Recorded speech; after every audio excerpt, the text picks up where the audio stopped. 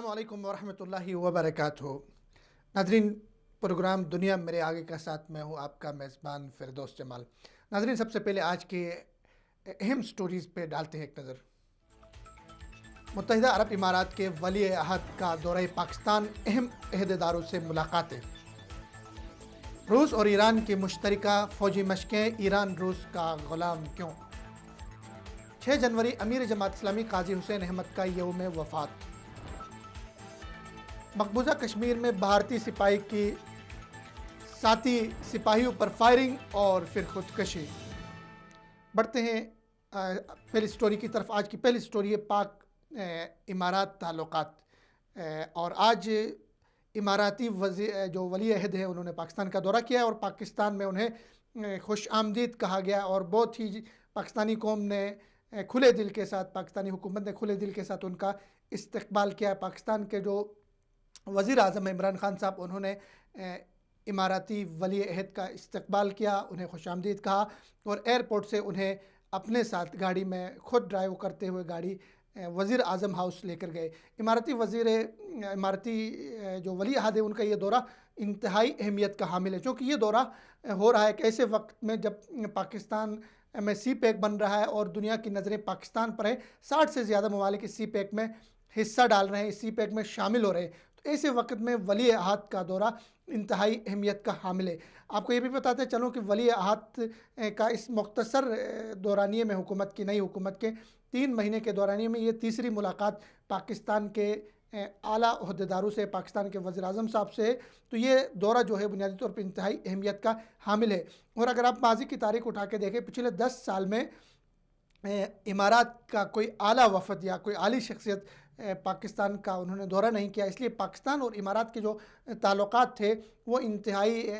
सरदमोहरी के शिकार थे। कोई ऐसे बिज़नेस नहीं हो रहा था दोनों मुल्कों के दरमियान, कोई ऐसे सफारती इतने अच्छे ताल्लुकात नहीं थे, बावजूद इसके कि इमारात मशरिक़ वुस्ता का सिंगापुर है। दुनिया की सारी इन्वेस्टमेंट, दुनिया के सारे ममालिक, तिजारत, दुनिया का एक तरह का वहाँ पे महवर है। लेकिन उसके बावजूद पाकिस्तान के साथ उनके ताल्लुकात ज़्यादा अच्छे नहीं थे, ज़्यादा खुशगवार नहीं थे। और सी पैक के ऐलान के साथ ही बहुत सारी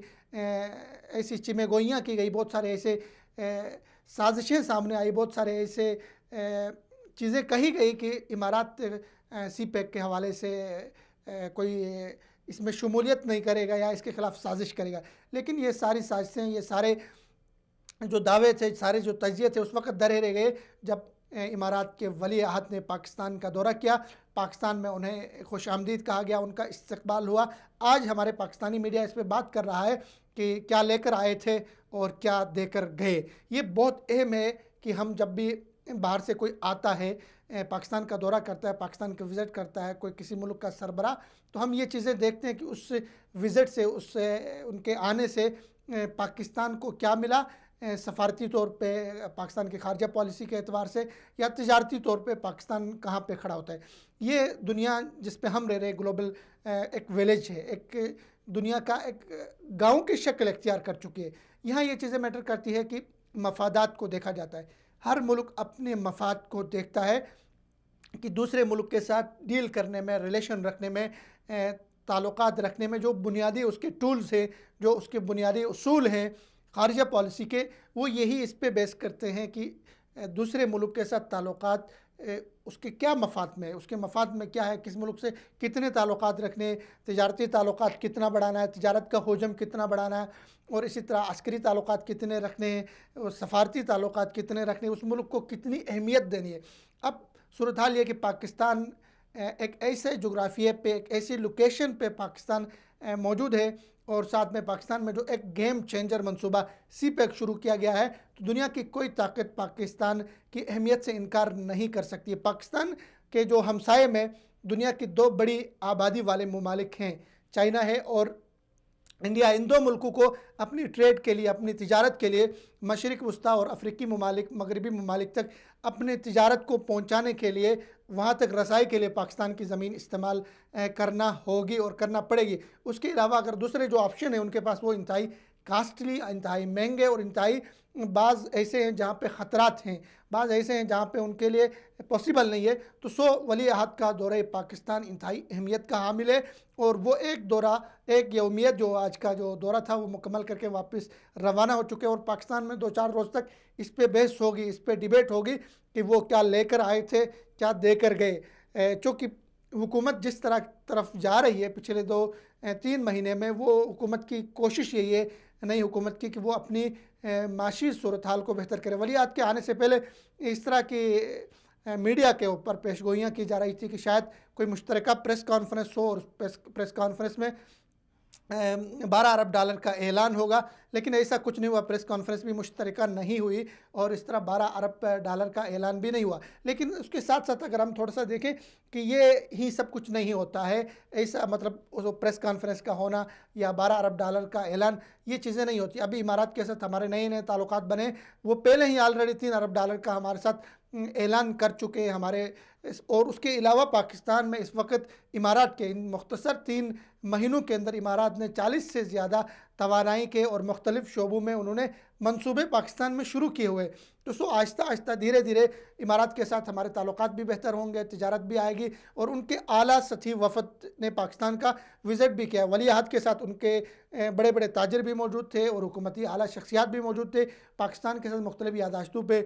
دستخط بھی ہو گئے، اور ساتھ میں پاکستان اور امارات کی تجارت کا حجم بڑھے گا۔ لیکن ایک بات یہاں پہ آپ ذہن میں رکھیں کہ امارات ایک ایسا ملک ہے جن کے اوپر بھارت کا انفلوئنس بہت زیادہ ہے، اور اس کی وجہ یہ کہ بہت زیادہ بھارتی وہاں امارات میں موجود ہے۔ اگر آپ دیکھیں امارات کی جو ٹوٹل آبادی ہے 96 لاکھ، ان میں سے 26 لاکھ امارات میں جو آباد ہیں وہ بھارتی ہیں، اور ان بھارتیوں میں بڑے بڑے تاجر ہیں، ان کا وہاں پہ پیسہ ہے، بھارتی حکومت کا پیسہ وہاں پر ہے۔ تو اس وجہ سے امارات اپنا جو داخلی انٹرسٹ ہے اس کو بھی دیکھتا ہے، اس کے اپنے مفاد کو بھی وہ اب تک دیکھتا رہا ہے۔ اس کے علاوہ پاکستان کے حوالے سے بھی بھارت نے امارات کے اندر ایسے کام کیے ہیں۔ پچھلے دفعہ ہم نے ایک سٹوری رکھی تھی کہ کس طرح بھارتی انٹیلیجنس ایجنسیاں، کس طرح ان کے ادارے، کس طرح ان کی خفیت طاقتیں امارات میں پاکستان کے حوالے سے منفی پروپیگنڈا کرتی ہیں، اور تاجروں کے روپ میں ان کے بھارتی اہلکار امارات میں پاکستان کے خلاف شیخوں کے ذہنوں میں تشویشیں اور مختلف چیزیں ڈال رہے ہوتے۔ تو اب پاکستان اور امارات کے تعلقات بہتری کی طرف گامزن ہوئے ہیں، تو امیدیں رکھنی چاہیے کہ یہ تعلقات دونوں ممالک کے لیے بہتر ثابت ہوں گے، دونوں ممالک کے لیے تجارتی حوالے سے، ثقافتی حوالے سے بہت بہتر ثابت ہوں گے، چونکہ پاکستان اور امارات کا تجارتی حوالے سے تو رشتہ بن رہا ہے، اس کے علاوہ بھی ہمارا ایک رشتہ ہے، وہ رشتہ ہے اسلام کا، وہ رشتہ ہے ہمارے عقیدے کا، وہ رشتہ ہے ہمارے اسلامی اخوت کا۔ امارات اسلامی دنیا کا ایک اہم ترین ملک ہے، دنیا کا ہر ملک امارات کی اہمیت کو سمجھتا ہے، تجارتی حوالے سے ایک اکنامیکل ہب ہے وہ امارات۔ تو اس حوالے سے پاکستان کے ساتھ جو تعلقات بن رہے ہیں یہ انتہائی اہمیت کے حامل ہے۔ پاکستان آیا، پاکستان نے بھرپور عزت، توقیر اور احترام دیا امارات کے ولی عہد کو۔ عمران خان صاحب خود ایئرپورٹ میں جا کے ان کا استقبال کیا، اور اسی طرح اپنے پوری کیبنٹ سے ان کا تعارف کروایا، اپنے وزیروں سے ان کا تعارف کروایا، اور ساتھ میں پاکستان کے جو مسلح فوج ہے، ہماری دنیا کی بڑی فوج ہے، دنیا میں اس کا ایک مقام ہے، اس کا نام ہے، اس کی عزت ہے، اس مسلح فوج کے دستے نے، پاک فوج کے دستے نے سلامی پیش کی جو ولی عہد تھے ان کے لیے۔ تو یہ ان کے لیے، ہمارے لیے بھی اعزاز کی بات ہے کہ وہ آئے، اور ان کے آنے سے یہ ہوگا کہ جو پچھلے 5 سال میں ایک ایسا ماحول ملک میں بنا تھا، ایک ایسی صورتحال بنی تھی، باہر سے کوئی آنے کے لیے تیار نہیں تھا۔ جب کسی ملک کا سربراہ آپ کے ملک میں آتا ہے تو اس کے ساتھ سرمایہ بھی آتا ہے، اس کے ساتھ سرمایہ کار بھی آتے ہیں، اس کے ساتھ سفارتی تعلقات بھی آپ کے دنیا کے ساتھ بہتر ہو رہے ہیں۔ تو پاکستان الحمدللہ بہتری کی طرف گامزن ہے، بہتری کی طرف جا رہا ہے۔ کمزوریاں ہیں، ان کو دور کرنے کی ضرورت ہے، لیکن ولی عہد کا دورہ انتہائی اہمیت کا حامل سمجھا جا رہا ہے۔ صرف یہی نہیں دیکھا جائے گا کہ 12 ارب کا اعلان ہوا یا نہیں ہوا، اس سے بھی زیادہ مستقبل میں ہمارے فیوچر میں تعلقات بنیں گے، زیادہ انویسٹ ہوگی پاکستان میں، اور پاکستان خود دبئی کے حوالے سے، جس طرح پاکستان کے اعلیٰ سطحی وفد نے دبئی کا دورہ کیا تاجروں کا، اور انہوں نے وہاں اگلے مہینے جو ہے دبئی میں ایک تجارتی کانفرنس پاکستان کر رہا ہے، اس کانفرنس میں بڑے بڑے جو دبئی کے بزنس مین ہیں، بڑی بڑی کمپنیاں ہیں، ان کو دعوت دی گئی ہے۔ وہاں پہ پاکستان کیا چیزیں پاکستان دبئی کو دے سکتا ہے؟ ہمارے پاس چاول ہے، ہمارے پاس بہت ساری چیزیں ہیں جو ہم وہاں پہ بیچ سکتے ہیں۔ بدقسمتی سے ہماری بہت ساری چیزیں، ہمارے چاول، ہمارے اس طرح کی چیزیں مختلف ممالک کے جو ہے ذریعے سے سمگلنگ ہوتے ہوئے اور مختلف ممالک کے ذریعے سے ان کے ٹرین مارک لگ کے وہ دبئی پہنچ گئے، لیکن ہم تجارت نہ کر سکے۔ تو اگلے جو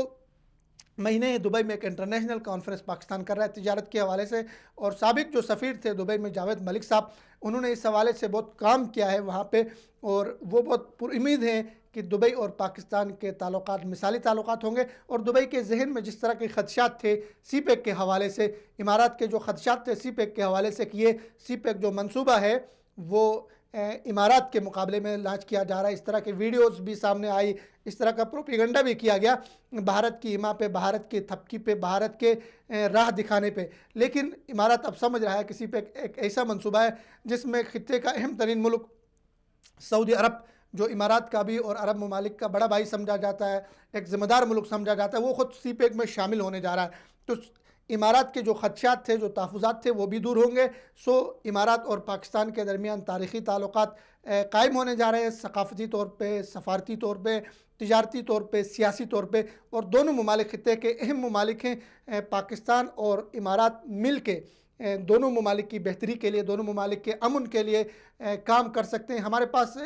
عسکری حوالے سے الحمدللہ پاکستان کی پیداوار اچھی ہے، ہم ان کو، ہماری یونیورسٹیاں عسکری یونیورسٹیاں ہیں، ہمارے تعلیمی ادارے ہیں جو عسکری حوالے سے ہم عربوں کو ٹرین کر سکتے ہیں، ہمارے میڈیکل کالجز یونیورسٹیاں ہیں جہاں پہ آ کے وہ پڑھ سکتے ہیں۔ اس حوالے سے بھی ہم ایک دوسرے کے تجربات سے سیکھ سکتے ہیں۔ تو نئی حکومت کے اس عمل کو سراہا جانا چاہیے کہ انہوں نے بہت مختصر دورانیے میں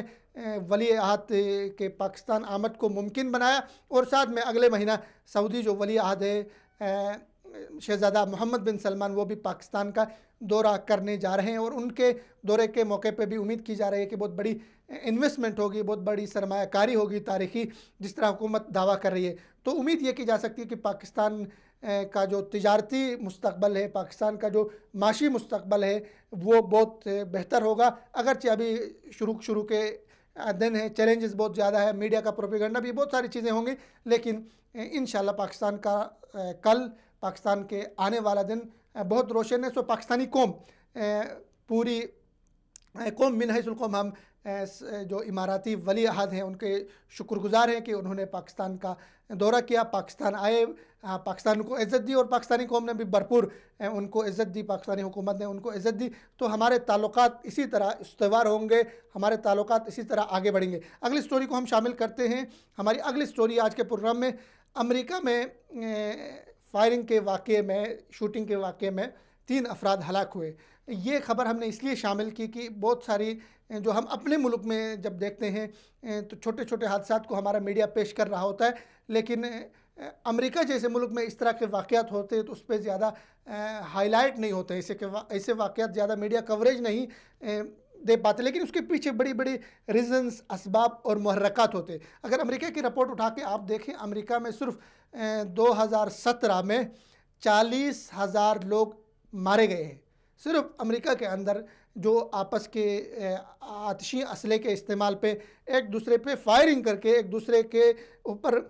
جو ہے فائرنگ کر کے، کچھ 40,000 لوگ امریکہ میں مارے گئے۔ یہ جو ریسنٹلی جو واقعہ پیش آ گیا ہے، یہ کیلیفورنیا، ان کی ایک ریاست ہے، وہاں کے ایک علاقہ لاس اینجلس کے نواحی علاقے میں واقعہ پیش آیا ہے کہ ایک آدمی اٹھا اور اس نے بندوق اٹھائی اور اس طرح 3 افراد کو گولیوں سے بھون ڈالا۔ آپ کو یاد ہوگا کہ ایسے واقعات کبھی کبھی ہمارے میڈیا میں رپورٹ ہوتے ہیں کہ امریکہ کے کسی کالج کے اندر، کسی عبادت گاہ کے اندر یا کسی مارکیٹ کے اندر ایک شخص گھسا اور اس نے 15-20 لوگوں کو بھون ڈالا۔ اس طرح کے جرائم امریکہ کے اندر ہو رہے اور اس کی شرح بہت بڑی، لیکن کبھی کسی نے اس بات کی طرف توجہ نہیں دلائی کہ اس کے اسباب کیا ہے، اس کے محرکات کیا۔ ہم 2 پہلوؤں سے بات کریں گے۔ ایک کہ امریکہ جیسی طاقتور سپر پاور ملک، وہاں بھی ایسے واقعات ہوتے ہیں، وہاں بھی جرائم ہوتے ہیں، وہاں بھی لوگ قتل ہوتے ہیں، وہاں بھی بڑی تعداد میں لوگ قتل ہوتے ہیں، لیکن اس کے باوجود امریکہ کی فوج کو، امریکہ کی ایجنسیوں کو، امریکہ کے خفیہ اداروں کو، جو دنیا کے سب سے طاقتور ادارے مانے جاتے ہیں، طاقتور فوج مانی جاتی ہے، جن کے بڑے بڑے بجٹ ہے، جن کے جو جتنا صرف دفاعی بجٹ ہے پینٹاگون کا، اتنا بجٹ ہمارا، ٹوٹل بجٹ ہمارا نہیں ہے۔ اسی طرح $19,000 کی ان کے جو ہے GDP ہے، اتنا بڑا ملک، لیکن وہاں پہ اس طرح کے حادثات، اس طرح کے واقعات وہاں بھی ہوتے ہیں۔ لیکن امریکن جو میڈیا ہے وہ اپنے ملک کی منفی تصویر پیش نہیں کرتا ہے، وہ اپنے ملک کی مثبت تصویر پیش کرتا ہے۔ دوسرا پہلو اس کی محرکات، اگر اس کے اسباب دیکھے جائے کہ امریکہ میں ایک سال کے اندر 40,000 لوگ، 40,000 افراد آپس میں ایک دوسرے کو فائر کرتے ہوئے جان بحق ہوتے ہیں، مارے جاتے ہیں، قتل ہوتے ہیں، تو اس کے پیچھے وجہ کیا ہے؟ اس کے پیچھے اگر آپ وجہ دیکھیں تو بڑی دلچسپ وجہ ہے۔ دنیا کی جو 100 اسلحہ ساز کمپنیاں ہیں، دنیا کی 100 جو اسلحہ ساز کمپنیاں، بڑی کمپنیاں ہیں 100، ان میں سے 47 امریکی ہیں۔ دنیا کی 100 اسلحہ ساز کمپنیاں، 100 اسلحہ ساز کمپنیاں، ان میں سے 47 امریکن ہیں، امریکہ کے اندر ہیں۔ اور اگر آپ اس سے بھی نیچے آئیں، دنیا کی سب سے بڑی 10 کمپنیوں کا نام لے لیں تو ان 10 میں سے 5 جو ہے وہ امریکن ہیں۔ اگر آپ ان 5 میں سے بھی نمبر 1 پہ اگر آپ جائیں، سب سے بڑی جو کمپنی ہے اسلحہ ساز لاک ہیڈ، وہ جو کمپنی ہے اس کو اگر آپ دیکھیں، سب سے بڑی کمپنی ہے اسلحہ ساز، اور اس کے ایک سال کا جو کاروبار ہے وہ $44 بلین ہے۔ ایک سال میں وہ $44 بلین وہ کماتی ہے کمپنی۔ تو ان کا اسلحہ کہاں جاتا ہے؟ وہ اسلحہ کہاں بیچتی ہیں؟ کہاں ان کے ظاہر ہے کوئی مارکیٹ ہوگی جہاں پہ لوگ اسلحہ خریدتے ہیں، جہاں پہ لوگ اسلحہ لوگوں کے استعمال میں ہوگا تو لوگ خریدتے ہیں اسلحہ۔ تو ان کی 2 مارکیٹ ہیں، ایک ان کے ملک کے اندر ہیں، ایسے گروپس ہیں، ایسے گروہ ہیں، جرائم پیشہ افراد ہیں زیر زمین، ایسے ان کے جتھے ہیں، ایسے گروہ ہیں جو باقاعدہ طور پہ مرڈر کرتے ہیں، باقاعدہ طور پہ قتل کرتے، ایسے بھی افراد ہیں جنہوں نے 100 قتل کیے۔ تو ایک تو ان کمپنیوں نے وہاں پہ اپنی مارکیٹ ڈھونڈ رکھی، اور ساتھ میں ان کمپنیوں کی شیطانی ذہن دیکھیں کہ وہ ایسے گروپس تیار کرتے، اپنے ان کے ہوتے ہیں، وہ باقاعدہ طور پہ دشمنیاں پالتے ہیں، وہ وہاں پہ باقاعدہ طور پہ فائٹ کرتے ہیں اس کمپنی کی طرف سے تاکہ کمپنی کا اسلحہ بکے، اور وہاں پہ دشمنیاں کریٹ کی جاتی ہے، دشمنیاں بنائی جاتی ہیں، دشمن پیدا کیے جاتے ہیں، حالات خراب کیے جاتے ہیں تاکہ ان اسلحہ ساز کمپنیوں کا اسلحہ وہاں پہ بکے۔ اور دوسرا ان کی سب سے بڑی جو مارکیٹ ہے وہ ہے مشرق وسطیٰ کے ممالک، مسلم ممالک، جو ہمارے مسلم ممالک ہیں، وہاں پہ وہ اپنا اسلحہ بیچتے ہیں، اپنا اسلحہ فروخت کرتے ہیں، اس کے بعد ان کا جو ہے یہاں پہ کاروبار چلتا ہے۔ اب دیکھیں وہاں پہ جو بھی حکومت آتی ہے وہ کوشش یہ کرتی ہے کہ ان ممالک میں، مشرق وسطیٰ کے ممالک میں جنگ رکے نہ، جنگ جاری رہے، جنگ رکے گی تو ان کی اسلحہ ساز کمپنیاں بند ہوگی۔ اگر آپ رپورٹس اٹھا کے دیکھیں پورے مشرق وسطیٰ میں، دنیا میں جتنے بھی اس وقت بدامنی ہے اس کا 46% وہ مشرق وسطیٰ میں ہے، 50% دہشت گردی کے واقعات مشرق وسطیٰ میں ہو رہے ہیں، جبکہ ٹوٹل دنیا کی آبادی کا جو حجم آپ اٹھا کے دیکھیں، دنیا کی آبادی دیکھیں تو مشرق وسطیٰ صرف 8% آبادی بنتی ہے دنیا کا، مطلب دنیا کی 8% آبادی میں 50% دہشت گردی کے واقعات ہو رہے ہیں، اور دنیا کا سب سے زیادہ اسلحہ یہاں پہ بک رہا ہے، یہاں پہ بیچا جا رہا ہے اس ایریا میں، صرف اس لیے کہ یہ بڑی طاقتیں۔ آپ دیکھیں شام ایک عرب ملک ہے، مسلم ملک ہے، وہاں پہ امریکہ کا کیا کام ہے؟ وہاں پہ روس کا کیا کام ہے؟ وہاں پہ دیگر جو عالمی طاقتیں ہیں ان کا کیا کام ہے؟ صرف اس لیے کہ ہر ایک اپنے مفاد کے لیے آیا ہوا ہے اور مسلمانوں کو آپس میں لڑا رہا ہے، مسلمانوں کو آپس میں قتل کر رہا ہے، مسلمانوں کو ایک دوسرے کے اسلحہ تھما رہا ہے۔ جو دہشت گرد تنظیمیں ہیں اس خطے میں، جو دہشت گرد گروپس ہیں ان کو بھی اسلحہ دے رہا ہے، اور ساتھ میں جو ان کے ساتھ لڑ رہے ان دہشت گرد گروپوں کے خلاف انہیں بھی اسلحہ دے رہا ہے۔ تو یوں امریکہ جو ہے ان کا کاروبار چل رہا ہے، یوں ان کی 19,000 ارب GDP جو ہے وہ ان کی چل رہا ہے، ان کا چولہا جل رہا ہے۔ تو امریکہ کے اندر بھی اس طرح کے جرائم پیشہ افراد ہیں، اس طرح کے گروپس ہیں جنہیں باقاعدہ طور پہ آتشی اسلحہ دیا جاتا ہے اور وہ اٹھ کے قتل کرتے ہیں۔ وہاں امن و امان کی صورتحال ہے۔ اگر آپ بڑے ان کے جو شہر ہیں اس سے تھوڑے پیچھے ان کے دیہی علاقوں میں جائیں، وہاں پہ عجیب عجیب جرائم، دنیا کے گھنونے جرائم وہاں پہ انجام پاتے ہیں، لیکن ان کے میڈیا ہمارے بارے میں لکھ رہا ہوتا ہے، پاکستان کے بارے میں لکھ رہا ہوتا ہے۔ کبھی اس نے کسی امریکی کو امریکہ کے اندر کے صورتحال کے اوپر رپورٹنگ کرنے پہ، فلم بنانے پہ، دستاویزی اس کو آسکر ایوارڈ نہیں دیا، جبکہ ہمارے ملک میں جو بھی چھوٹا سا واقعہ ہوتا ہے اس کو بڑا چڑھا کے وہاں پہ مغرب میں فروخت کیا جاتا ہے، اس کو آسکر ایوارڈ بھی دیا جاتا ہے پاکستان کو بدنام کرنے والوں کو یا مسلم دنیا کو بدنام کرنے والے کو۔ تو سمجھنے کی ضرورت ہے کہ مغربی طاقتیں، عالمی طاقتیں کس طرح دنیا کے ساتھ کھلواڑ کرتی ہے، کس طرح اپنے جو مکروہ عزائم ہیں ان کو انہوں نے پائے تکمیل تک پہنچایا ہے، کس طرح وہ ایک گریٹ گیم اس خطے میں کھیل رہی ہے، اور کس طرح ان کا اسلحہ جو ہے وہاں تیار ہوتا ہے، کس طرح کن ہاتھوں میں وہ بکتا ہے، کس طرح انسانیت کا قتل ہوتا ہے۔ انسان مغرب میں قتل ہو، انسان مشرق میں قتل ہو، قتل انسان کا ہوتا ہے، دکھ ہوتا ہے۔ انسانیت کے چہرے پہ یہ ایک دبہ ہے کہ عالمی طاقتیں جو اپنے آپ کو سب سے زیادہ مہذب سمجھتی ہیں، جو اپنے آپ کو سب سے زیادہ تہذیب یافتہ سمجھتی ہیں، ان کے اندر اس طرح کے واقعات ہو رہے ہیں۔ اور ساتھ سیکھنے کی بات یہ ہے کہ پاکستان میں چھوٹا سا بھی کوئی واقعہ ہوتا ہے تو ہم اس منفی چیز کو اٹھا کے پیش کر رہے ہیں، پاکستان کی مثبت چیزیں نہیں دکھا سکتے۔ ایک آدمی کا میں نے انٹرویو سنا کہ امریکہ کے اندر روزانہ جو قتل ہوتے، اگر پاکستان میں ایسے ہوتے تو آپ جو ہے میڈیا میں جو چیز پاکستان دکھاتا پھر اس قتل کو، تو شاید پاکستان گھر سے باہر کوئی نہیں نکلتا۔ اتنے زیادہ وہاں پہ قتل و غارت، اتنے زیادہ وہاں پہ جرائم، اتنے زیادہ چوریاں، اتنی زیادہ ڈکیتیاں، اتنے زیادہ جو ہے زناکاری، معاشرے کا ان کا پورا سسٹم ان کا تباہ ہے، ان کا آئلی سسٹم تباہ ہے۔ تو وہاں پہ ابھی نیا جو ہم نے آج بتائی سٹوری میں کہ لاس اینجلس کے نواحی علاقے میں تین لوگوں کو ایک شخص نے گولیوں سے بھون ڈالا اور 40,000 لوگوں کو ایک سال کے اندر وہاں پہ قتل کیا گیا آتشی اسلحے سے۔ اور وہاں کی اسلحہ ساز کمپنیاں خود ملک کے اندر بھی اور ملک سے باہر بھی ایسی دشمنیاں پیدا کرتی ہیں جہاں ان کا اسلحہ بکے، جہاں ان کا کاروبار چلے۔ بڑھتے ہیں اگلی سٹوری کی طرف۔ روس اور ایران کی مشترکہ مشقیں۔ آپ کو پتہ ہے کہ روس اور ایران اس خطے میں، اس ریجن کے اندر آپس میں اتحادی ہیں، اور اسی رشتے کی وجہ سے، اسی اتحاد کی وجہ سے روس اور ایران کی دونوں جو ہے شام میں بھی ساتھ اتحادی ہے۔ اور شامی جو حکومت ہے وہاں پہ بشار الاسد کی ظالمانہ، جابرانہ اور غیر اخلاقی، غیر قانونی جو حکومت ہے، قابض ڈکٹیٹر کی، عامر کی حکومت، ان دونوں کے پشت پناہی کر رہے ہیں روس اور ایران دونوں۔ لیکن ساتھ ساتھ یہ دونوں مشقیں بھی کر رہے ہیں، اور یہ مشقیں ہو رہی ہیں کیپسین میں جو یہ بحیرہ کیپسین میں یہ رواں سال انہوں نے مشقوں کا آغاز کرنا ہے، جو ابھی نیا سال شروع ہو گیا اس میں کرنا ہے۔ جبکہ 2015 اور 2017 میں دونوں نے وہاں پہ مشترکہ مشقیں بھی کی ہیں بحیرہ کیپسین میں۔ اور اس دفعہ نئی بات یہ ہے کہ وہ ان مشقوں میں بحیرہ قزاقوں کو اور اسی طرح سمندر میں ایسے لوگوں کو جو سمندر سے متاثر ہوتے ہیں وہاں پہ سفر کرتے ہوئے کشتیوں میں، ایسے لوگوں کو بھی شامل کر رہے ہیں ان مشقوں کے اندر۔ تو روس اور ایران کے جو قربتیں ہیں، روس اور ایران کے جو تعلقات ہیں ریجن میں، اس خطے کے اندر عرب ممالک کے لیے وہ تھریٹ ہیں، اسلامی جتنے عرب ممالک ہیں ان کے لیے تھریٹ ہے۔ چونکہ اگر آپ دیکھیں اس خطے کے اندر دو بلاک ہیں، ایک بلاک جس کو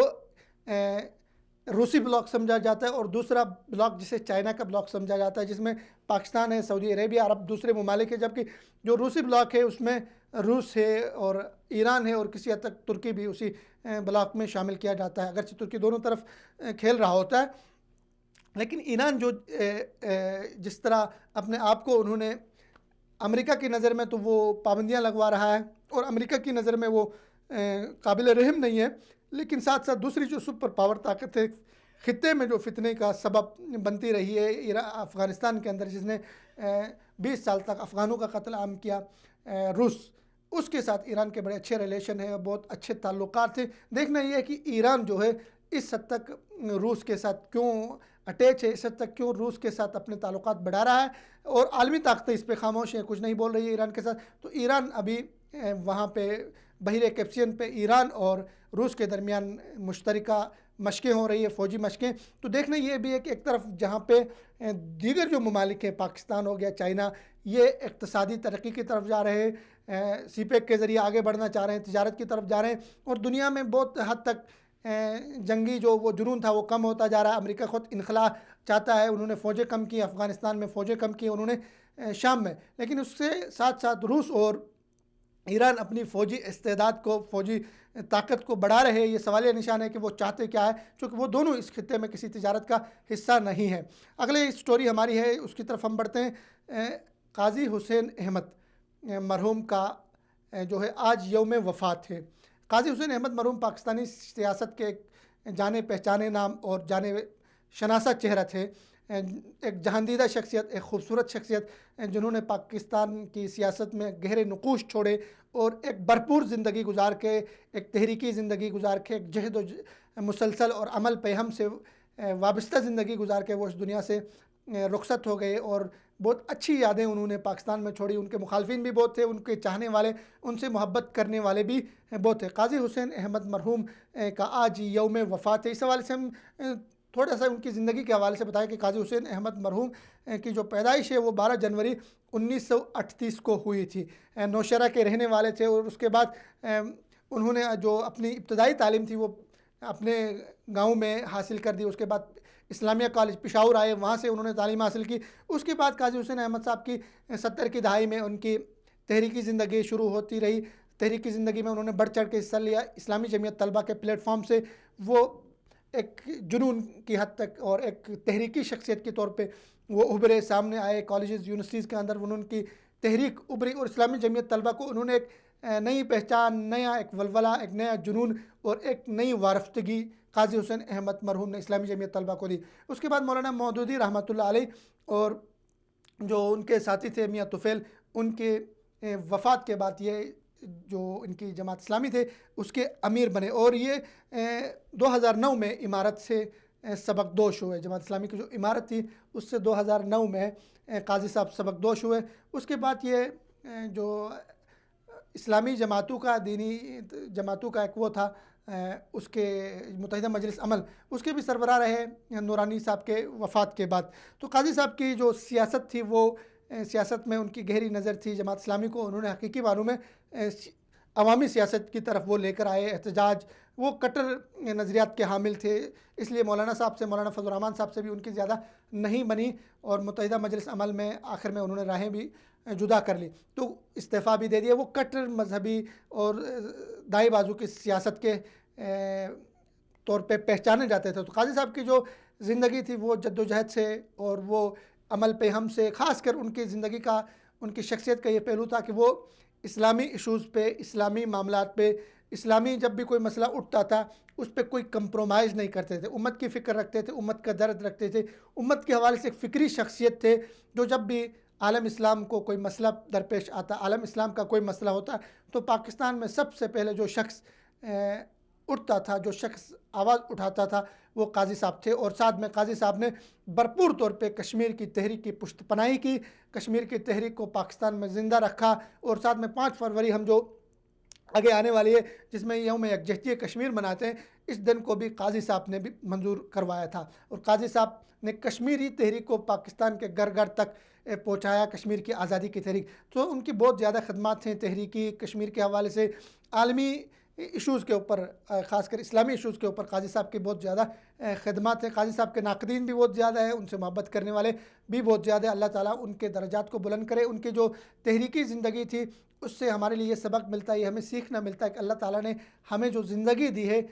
یہ کسی مقصد کے لیے دی ہے, اس کو کسی مقصد کے لیے استعمال کرنا ہے, اس کو بے مقصد آپ نے نہیں چھوڑنا ہے. کہ میری زندگی کا مقصد تیرے دین کی سرفرازی, میں اس لیے مسلمان ہوں, میں اس لیے نمازی. کی ایک مسلمان اور ایک انسان, اس کی زندگی کا, اس کی تخلیق کا, اس کا دنیا میں آنے کا کیا مقصد ہے. اس کی زندگی میں ایک تحریک ہونی چاہیے, اس کی زندگی میں ایک منزل ہونی چاہیے جس کے لیے وہ کوشش کرے کہ جس میں نہ ہو انقلاب موت ہے وہ زندگی, روح امم کی کشمکش. یہ ایک جو ہے جس زندگی کے اندر جو ہے انقلاب نہ ہو, جس زندگی کے اندر ولولہ نہ ہو, جوش نہ ہو, جذبہ نہ ہو, جس زندگی کے اندر اٹھان نہ ہو, جس زندگی کے اندر مقصد نہ ہو, مقصدیت نہ ہو, وہ زندگی بس گزارنی ہے, وہ گزر رہی ہوتی ہے. اس سے آپ امت کے لیے, اس سے اپنے ملک کے لیے, اس سے آپ جو ہے اپنے معاشرے کے لیے, سماج کے لیے کچھ نہیں دے سکتے ہیں. جماعت اسلامی قاضی حسین احمد مرحوم کے بعد کہا یہ جاتا ہے کہ, اور کسی حد تک بجا کہا جا رہا ہے کہ جماعت اسلامی نے قاضی صاحب کے بعد اپنی منزل کھو دی, اپنے منزل کے جو نشان تھے وہ کھو دیے. جماعت اسلامی اس طرح سامنے آئی کہ عوامی سطح پر اپنی مقبولیت کھو دی, عوامی سطح پر جو مقام تھا قاضی حسین احمد صاحب کا, وہ جماعت اسلامی کی بات کی جو قیادت تھی ان کو وہ مقام نہیں ملا. تو قاضی حسین احمد صاحب کو اچھے لفظوں میں, اچھی باتوں میں, اچھے اس کے ساتھ یاد رکھا جائے گا کہ ایسی شخصیات ہزاروں سال کے بعد پیدا ہوتی ہے, اور ہزاروں سال نرگس اپنی بے نوری پر ہوتی ہے, بڑی مشکل سے ہوتا ہے چمن میں دیدور پیدا. اگلا ہمارا جو ٹاپک ہے اس کی طرف بڑھتے ہیں. مقبوضہ کشمیر میں بھارتی سپاہی کی ساتھیوں پر فائرنگ, 2 ساتھی زخمی ہوئے, جبکہ وہ خود فائرنگ کرنے کے بعد جو مکیش نام کے بھارتی سپاہی تھے انہوں نے خودکشی کر لی ہے. یہ ایک واقعہ ہے, جبکہ جنوری 17 سے اب تک 418 فوجیوں نے کشمیر کے اندر کشمیر کی وادی میں خودکشی کر لی ہے۔ کشمیر جو بھارت کی 8 لاکھ وہاں پہ فوجیں ہیں، اور کشمیر کو عملی طور پہ بھارت نے ایک فوجی کیمپ کا، ایک آرمی کیمپ کا انہوں نے ایک منظر پیش کر رہا ہے۔ ایک ایسے وہاں پہ ایسے کالے قوانین وہاں پہ نافذ کیے گئے، ایسے اختیارات اپنی آرمی کو دیے ہیں وہاں پہ کہ وہ وہاں پہ جب چاہیں جیسے چاہیں کشمیریوں کو اٹھائیں، ان کی عزتیں پامال کریں، ان کا قتل عام کریں، وہاں ان کے بازاروں کو، ان کے گھروں کو سنسان کریں، وہاں مسمار کریں ان کے گھروں کو، وہاں کے تعلیمی اداروں کو تباہ کریں۔ سارے اختیارات کے باوجود، اور خاص کشمیر میں جانے والے کو الاؤنس ملتا ہے، خاص قسم کا فوجی، ان کی تنخواہیں زیادہ ہوتی ہے، ان کے جو ہے دیگر جو ان کی مراعات ہوتی ہے وہ زیادہ ہوتی ہے۔ اس کے باوجود بھارتی فوجی کشمیر میں جن کی ڈیوٹی لگ جاتی ہے، جن کو کشمیر بھیجا جاتا ہے، ان میں سے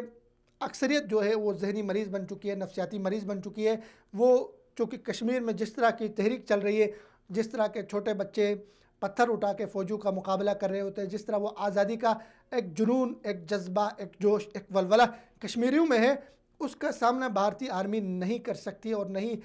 کرتی رہی ابھی تک۔ وہ بڑی کوشش کرتی رہی کشمیریوں کو دبانے کی، کشمیر کی تحریک آزادی کو دبانے کی، لیکن بھارت ناکام ہوا۔ اور ابھی رپورٹ یہ ہے کہ بھارت کے فوجی جو ہے وہ وہاں پہ خودکشیاں کر رہے ہیں، وہ نفسیاتی مریض بن چکے ہیں، وہ ایک دوسرے پہ اٹھ کے فائرنگ کر رہے ہیں، ایک دوسرے ساتھی کو مار رہے ہیں۔ یہ ایک واقعہ نہیں ہے، بلکہ اس طرح کے واقعات خودکشی کے اور ایک دوسرے کو مارنے کے واقعات ایک سال کے اندر 418 فوجیوں نے اس طرح کے واقعات میں وہ ملوث ہوئے، اپنے ساتھیوں کو مارا، ایک دوسرے کا قتل کیا، اور ساتھ میں خودکشیاں کی۔ یہ خودکشیوں کا بڑھتا رجحان بھارتی آرمی کے اوپر بہت زیادہ ہے، اور ساتھ میں دوسری طرف بھارت اس کشمیر کا سولوشن، اس کا حل نکالنے کے بجائے مذاکرات سے فرار اختیار کرتا ہے، اور حل نکالنے کے بجائے وہ کوشش یہ کرتا ہے کہ اپنی فوجیں کشمیر پہ بڑھائیں۔ اور بھارت کے آرمی جو چیف ہے انہوں نے ابھی ایک ہفتہ پہلے ہی اعلان کیا کہ بھارت اپنی فوجیوں میں اضافہ کر رہا ہے، فوجی بڑھا رہا ہے، اپنی فوجی طاقت کو بڑھا رہا ہے۔ چاہیے تو یہ تھا کہ بھارت اپنے ان جوانوں کی جو زندگیاں ہیں، جو ضائع ہو رہی ہے، جو قتل ہو رہے ہیں وہاں پہ، جو خودکشیاں کر رہے ہیں، نفسیاتی مریض بن رہے ہیں، ہسپتالوں میں جا رہے ہیں، ان سے سبق سیکھتے۔ لیکن بھارت سبق سیکھنے کے موڈ میں نہیں ہے، بھارت مذاکرات کے لیے نہیں آ رہا ہے، کشمیریوں کا مسئلہ حل کرنے پہ بھارت تیار نہیں ہے، کشمیریوں کو ان کا استصواب رائے اور حق خود ارادیت دینے کے لیے بھارت تیار نہیں ہے، اور کشمیر کے مسئلے کو بزور بازو دبانے کی وہ کوشش کر رہا ہے، کشمیریوں کے اوپر جبر کر کے، کشمیریوں کے اوپر تشدد کر کے، کشمیریوں کے جو انسانی حقوق ہیں ان کو پامال کر کے بھارت چاہ رہا ہے کہ کشمیر ہتھیا لے گا۔ بھارت چاہتا ہے کہ کشمیر کو اپنی اٹوٹ انگ بنا کے رکھے گا۔ یہ بھارت کی بھول ہے، یہ ممکن نہیں ہے، کیونکہ بھارت کے اپنے جو فوجی ہیں وہ خودکشیاں کر رہے ہیں، بھارت کے اپنے جو فوجی ہیں وہ خود کو قتل کر رہے ہیں، اپنے ساتھیوں کو قتل کر رہے ہیں۔ وہ دن آئے گا، بھارتی دانشور، بھارتی جو اسکالرز ہیں، بھارتی مصنفین ہیں، بھارتی صحافی ہیں، جو تعصب سے پاک ہیں، وہ یہ لکھتے ہیں کہ بھارت کے ہاتھ سے عملی طور پہ کشمیر نکل چکا ہے، کشمیر میں بھارت کا کہیں بھی کنٹرول نہیں ہے، کشمیر میں کشمیری جو قوم ہے وہ بھارت کے ساتھ رہنا نہیں چاہتی ہے، کشمیری قوم ہے وہ آزادی چاہتی ہے، آزادی کے علاوہ ان کا کوئی دوسرا مشن نہیں ہے۔ وہ اپنی ان کی تیسری نسل ہے یہ کشمیر کے اندر، جو شہادتیں پیش کرتے کرتے بڑی ہو چکی ہے، ان کی تیسری نسل ہے، پڑھی لکھی نسل ہے، لیکن وہ بھی یہی سمجھتی ہے کہ وہ ان کا زندگی کا ایک ہی مقصد ہے، وہ ہے آزادی، اور آزادی ان کا بنیادی حق ہے۔ دنیا میں کہیں بھی انسان آج کی دنیا میں انسان 21ویں صدی میں انسان کہیں بھی رہتا ہے تو آزادی، دنیا اس کو آزادی دیتی ہے، عالمی طاقتیں کہہ رہی ہیں آزادی اس کا حق ہے، وہ آزاد پیدا ہوتا ہے۔ کشمیری آزاد پیدا ہوئے ہیں، آزادی ان کا حق ہے، انہیں زیادہ دیر تک جبر سے، بندوقوں سے، سنگینوں سے اور زیادہ فوجیں بیٹھا کے وہاں پہ کشمیریوں کو آپ غلام نہیں رکھ سکتے، کشمیریوں کو آپ جو ہے ان کے اوپر زیادہ دیر تک جبر اپنا قائم نہیں رکھ سکتے۔ کشمیر آزاد ہوگا، کشمیر کو آزاد کرنا پڑے گا بھارت کے لیے، ورنہ ان کی فوجیں جس طرح کی خودکشیاں کر رہی ہیں، جس طرح ان کی فوجیں ایک دوسرے کو قتل کر رہی ہیں، ان کا مورال صرف کشمیر میں ہی ڈاؤن نہیں ہوگا، بلکہ ان کی جتنی دیگر ریاستیں ہیں آگے جہاں پہ تحریکیں چل رہی ہیں، خالستان سے لے کر آسام سے لے کر بڑی بڑی ان کی جو ریاستیں ہیں، 27 سے زیادہ علیحدگی پسند تحریکیں بھارت کے اندر چل رہی ہے۔ بھارتی فوجیوں کا اس طرح کا مورال، اس طرح کی جو ذہنیت، اس طرح کی نفسیاتی کیفیت جو جس طرح کی بن رہی ہے، اس سے لگ یہ رہا ہے کہ بھارت بہت جلد کشمیر چھوڑے گا، اور کشمیر سے بھارت کو نکلنا پڑے گا، اور کشمیریوں کو آزادی ملے گی۔ اور کل ہی ہم نے بات کی تھی کہ کشمیریوں کو آزادی اس لیے بھی ملنی چاہیے کہ کشمیری جغرافیائی طور پہ بھی اور کشمیریوں کے جو دریا وہاں سے بہتے اور ان کے جو ثقافتی طور پہ بھی ان کا کلچر، ان کی ثقافت، ان کا مزاج، ان کی فکر، ان کا مذہب سب بھارت سے اور بھارتیوں سے مختلف ہے۔ وہ آزادی چاہتے ہیں۔ ان پہ جس نے بھی جا کے وہاں پہ لکھا ہے کشمیریوں پہ، کشمیریوں سے ملا ہے، اس نے یہی لکھا ہے کہ ان کی شکلیں، ان کی باتیں، ان کی فکر، ان کی قابلیت، ان کے سوچنے کا انداز اور ان کا جنون بھارتیوں سے بالکل مختلف ہے۔ حتیٰ کہ ان کے لباس کے رنگ ڈھنگ، لباس پہننے کے طریقے، ان کے آداب سب مختلف ہے۔ وہ کشمیر بھارت کا حصہ کبھی نہیں بن سکتا ہے۔ جبر کے دن بہت تھوڑے ہیں۔ کشمیریوں کو آزادی ملے گی، بھارت کشمیر پہ اپنا کنٹرول، اپنا قبضہ زیادہ دیر تک قائم نہیں رکھ سکے گا۔ انشاءاللہ کشمیر میں صبح آزادی طلوع ہوگی اور کشمیریوں کو آزادی ملے گی۔ یہ کشمیریوں کے لیے جہاں بھی کوئی بھی پاکستانی ہو اس کی یہی دعا ہے، یہی تمنا ہے، ایک مسلمان کی یہی تمنا ہے۔ بلکہ اس وقت عالم اسلام کے جو دو بڑے مسائل ہیں، دو بڑے ایشو ہیں جس کے اوپر ہماری جو OIC ہے وہ بھی بول رہی ہے، OIC کردار ادا کرنے کے لیے آگے آ رہی ہے کہ ایک مسئلہ فلسطین ہے، ایک مسئلہ کشمیر ہے۔ اور ہمارے وزیر اعظم صاحب جب ترکی کے دورے پہ گئے اور عرب ممالک کے دورے پہ گئے تو بالخصوص انہوں نے کشمیر کا ذکر کیا، اور کشمیر کے ذکر کے بغیر ہماری سفارت پاکستان کے جو خارجہ پالیسی ہے وہ مکمل نہیں ہوتی ہے۔ کشمیر ہماری خارجہ پالیسی کا بنیادی عنصر ہے، بنیادی ٹول ہے۔ ہم کشمیر کو کہیں بھی جاتے ہیں اجاگر کرتے ہیں۔ جبکہ ابھی برطانیہ میں جو ہے اگلے مہینے کشمیر کے حوالے سے بہت بڑی کانفرنس ہونے جا رہی ہے، بہت بڑا ایک عالمی اجتماع ہوگا، اس میں عالمی مبصرین بھی شریک ہوں گے۔ پاکستان کی طرف سے وزارت خارجہ سے پاکستانی وفد جائے گا، اور دنیا بھر میں جو کشمیری مقیم ہیں وہ بھی اس برطانیہ کے اجلاس میں آئیں گے، اور کشمیر ایشو کو اجاگر کرنے کی کوشش کی جائے گی۔ عالمی طاقتوں کی توجہ مبذول کی جائے گی، کشمیر کی طرف ان کی توجہ مبذول کرانا ضروری ہے۔ پاکستان 90 کی دہائی میں پاکستان نے بہت اچھی طریقے سے کشمیر ایشو کو ہائی لائٹ کیا تھا۔ مرحوم نوابزادہ نصر اللہ خان صاحب بیرونی ممالک کے دورے کرتے تھے، وہ کشمیر کمیٹی کے چیئرمین تھے، اور اس وقت ہوتا یہ تھا کہ دنیا کے ہر پاکستانی سفارت خانے میں، جہاں سفارت خانہ ہوتا تھا، پاکستانی سفارتی مشن ہوتا تھا، نوابزادہ نصر اللہ خان صاحب وہاں جاتے تھے، اور وہاں پہ ایک ڈیسک کشمیریوں کے حوالے سے قائم تھا۔ وہاں پہ پریس کانفرنس ہوتی تھی، اس ملک کے صحافیوں کو بلایا جاتا تھا، اور ساتھ میں کشمیر کے حوالے سے بریفنگ دی جاتی تھی، کشمیر کے ایشو کو اپڈیٹ کیا جاتا تھا، اور اس وجہ سے بھارت مذاکرات کی میز پہ آتا تھا، مذاکرات کے لیے تیار ہو رہا تھا۔ لیکن 9/11 کے بعد جس طرح دیگر اسلامی تحریکوں کو بدنام کیا گیا، اس طرح کشمیر کی تحریک آزادی کو بھی بدنام کیا ہندوستان نے، ہندوستان کے میڈیا نے اور عالمی میڈیا میں۔ لیکن اب حالات بدل چکے ہیں، دنیا میں جہاں جہاں آزادی کی تحریکیں تھیں وہ اپنے منزل سے ہمکنار ہونے جا رہی ہیں۔ یمن میں مسائل ختم ہو رہے ہیں، مذاکرات کی طرف آ رہے ہیں، جنگ ختم ہو رہے ہیں، اور اسی طرح افغانستان سے امریکہ کا انخلاء اور افغانستان کے حقیقی جو سٹیک ہولڈرز ہیں وہ وہاں پہ آ رہے ہیں۔ تو اس ساری صورتحال میں کشمیر کے مسئلے کو، اکلوتے مسئلے کو آپ زیادہ دیر تک اسی طرح نہیں رکھ سکتے۔ زیادہ دیر تک وہاں پہ بچوں کا قتل، زیادہ دیر تک وہاں عورتوں کا ریپ، زیادہ دیر تک وہاں مسلمانوں کے مقدسات کا بے حرمتی، جامع مسجد سری نگر کی بے حرمتی، وہاں پہ کشمیری قیادت نے، کشمیری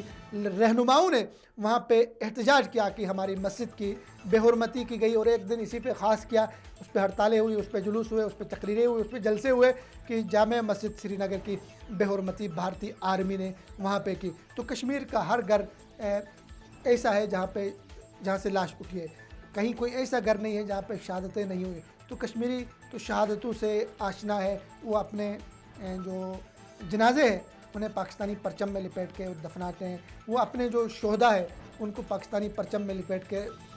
دفناتے ہیں، وہ اپنی گھڑیوں کا ٹائم پاکستان کے ٹائم سے میچ کر کے رکھتے ہیں، وہ پاکستان کے کرکٹ میچ ہوتے ہیں تو پاکستان کی سائڈ میں کھڑے ہوتے ہیں۔ تو کشمیری کیا چاہتے ہیں، کشمیری کہاں جانا چاہتے ہیں، استصواب رائے کرے نہ کرے، لیکن یہ واضح ہو چکا ہے کہ کشمیری آزادی چاہتے ہیں، کشمیری الحاق پاکستان چاہتے ہیں، کشمیر میں رہتے ہوئے یہ نعرہ لگاتے ہیں کہ ہم پاکستانی ہیں، پاکستان ہمارا ہے۔ تو بھارت کو یہ نعرے سمجھنے ہوں گے اور نوشتہ دیوار کو پڑھنا ہوگا، ورنہ اگر کشمیر کی آزادی بھارت وقت پہ نہیں دے گا کشمیر کو آزادی، کشمیریوں کو، تو خطرہ یہ ہے کہ بھارت کے اپنے اندر کئی علاقے جس میں حیدرآباد، جوناگڑھ اور جس میں خالصتان سکھوں کی تحریک، سکھوں نے اعلان کر رکھا ہے کہ 2020 ان کی آزادی کا سال ہوگا، خالصتان کی آزادی کا سال ہوگا، خالصتان کی تاسیس کا سال ہوگا۔ اسی طرح اگر ریاست آسام وہاں پہ بھی ایک بہت بڑی تحریک، ایک بہت بڑی موومنٹ چل رہی ہے۔ کشمیر کے ساتھ بھارت کو ان سارے علاقوں سے دستبردار ہونا پڑے گا۔ خطے کی جس طرح کی صورتحال بن رہی ہے، جس طرح افغانستان میں بھارت کو کوئی کردار نہیں مل رہا ہے، بھارت افغانستان میں جو امریکہ نے اس کو سبز باغ دکھایا تھا اور $2 بلین کی وہاں پہ انویسٹمنٹ کی تھی، سڑکیں بنائی تھی، وہاں کی افغانستان کے کابل کی اسمبلی تک بنائی تھی انہوں نے، بھارت نے، وہاں بھی بھارت کو بہت بے آبرو ہو کے تیرے کوچے سے ہم نکلے والی کیفیت ہے، وہاں سے بھی بھارت آؤٹ ہو رہا ہے۔ اور اسی طرح خطے میں بھی بھارت کو کوئی رول نہیں مل رہا ہے، جبکہ پاکستان کے سی پیک میں 60 سے زیادہ ممالک آ رہے ہیں، تجارت ہو رہی ہے، پاکستان آگے بڑھ رہا ہے۔ بھارت کے اپنے اندر ایسے واقعات ہو رہے ہیں کہ وہاں پہ تشدد بڑھ رہا ہے۔ عالمی میڈیا کی رپورٹیں آپ اٹھا کے دیکھیں، ان کے چیف جسٹس، اپنے بھارتی جو چیف جسٹس صاحب ہیں، ان کی ویڈیو سوشل میڈیا پہ وائرل ہوئی ہے، اس کے الفاظ سنیں، ان کے جملے سنیں، ان کا جو غصہ ہے وہ سنیں، اپنی حکومت کے حوالے سے، اپنے ملک کے حوالے سے۔ وہ کہہ رہا ہے کہ ہم امریکہ میں جاتے ہیں، بھارتی چیف جسٹس، سابق چیف جسٹس یہ کہہ رہا ہے کہ ہم امریکہ میں جاتے ہیں تو ہمارا سر شرم سے جھک جاتا ہے۔ لوگ ہم سے پوچھتے ہیں کہ تمہارے ملک میں کیا ہو رہا ہے، تمہاری حکومتیں کیا کر رہی ہے۔ وہاں پہ ان کا اپنا ہندو چیف جسٹس کہہ رہا ہے کہ میرے ملک میں گائیں محفوظ ہے لیکن انسان محفوظ نہیں ہے۔ وہ کہہ رہا ہے کہ میں گائیں کو بھی کتوں کی طرح، بلو کی طرح جانور سمجھتا ہوں، میں تو اس کو کاٹ کے کھاؤں گا، تو مجھے کون روک سکتا ہے۔ تو یہ ایک غصہ ہے جو بھارتی سماج میں ابھی لوگ اظہار کر رہے ہیں۔ بھارت کے جو پالیسی ساز ہے، بھارت کے جو پالیسی میکر ہے، وہ کس طرف بھارت کو لے کے جا رہا ہے، یہ سمجھ آ رہی ہے کہ بھارت کو ایک تباہی کی طرف، بھارت کو ایک عدم برداشت کی طرف، بھارت کو مسلم دشمنی کی طرف، پاکستان دشمنی کی طرف لے کر جا رہے ہیں، جس وجہ سے اب مودی صاحب پہلے ہی اعلان کر چکے ہیں پاکستان کے حوالے سے کہ ایک جنگ سے پاکستان نہیں سدھرے گا۔ وہ جنگ کی بھڑکے مار رہے ہیں، وہ اس طرح کی دھمکیاں دے رہے ہیں۔ تو بھارت ایک عدم تشدد، ایک بھارت کے اندر ہندو مسلم فسادات، ہندو سکھ فسادات، ہندو عیسائی فسادات کی طرف بھارت بڑھ رہا ہے، جبکہ دنیا اس وقت جنگوں سے نکل کے تجارت کی طرف، اقتصادی سرگرمیوں کی طرف دنیا دیکھ رہی ہے، لیکن بھارت بالکل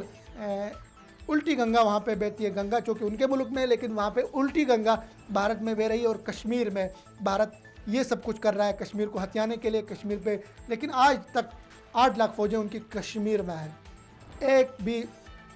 ایسا گاؤں نہیں ہے، ایک بھی ایسا ٹکڑا زمین نہیں ہے، جموں سے لے کے سری نگر سے لے کر کپواڑہ سے لے کر واجوڑی تک کوئی بھی ایک ایسی جگہ نہیں ہے جہاں پہ بھارتی فوجی اپنے کیمپ میں ہی اپنے آپ کو محفوظ سمجھے، اپنے ہی کیمپ کو وہ سمجھ لے کہ یہ بھارت کا حصہ ہے، کیونکہ وہ یہ سمجھ رہے ہیں کہ یہاں پہ کسی بھی وقت ان پہ کشمیری اٹھیں گے، پتھر پھینکیں گے، کشمیری اٹھیں گے، ان کو یہاں سے